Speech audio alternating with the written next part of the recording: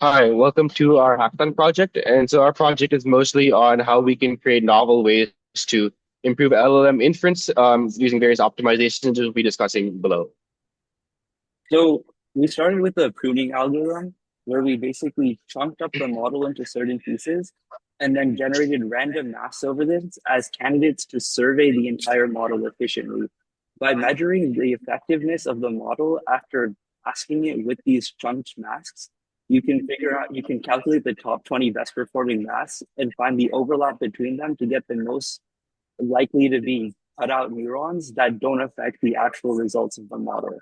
And after this leaves something of a gadget cut in the model parameters. So we use an SVD to smooth out the parameters by using a low rank approximation with the number of neurons left. And for quantization, we implemented a couple of standard algorithms like quantization to FP16, BF16, and 8-bit integer.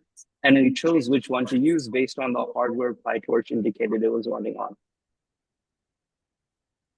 Okay, so next optimization is chain of thought management. And so the idea is that the algorithm would like run a larger model, feed the output into a smaller model, as we can see here. And then the smaller model's output would act as context for the larger model. And so this algorithm here describes this overall process. And so for the smaller model, we settled on making it a 70 million parameter model, which we made completely from scratch and trained completely from scratch on a 1.4 billion size token size data set from tiny stories and slim pajamas. And so the pre-training is how it basically explaining how we went about training that smaller model. So for the post training, we needed to specify the model to like taking in prompts and chain of thought reasoning. But we found a data set that contained long chain of thought reasoning, and we used that in an iterative manner to fine tune the model to that specific task. And since the model wasn't connected to the outputs directly, we had to use a reinforced policy based gradient to backprop.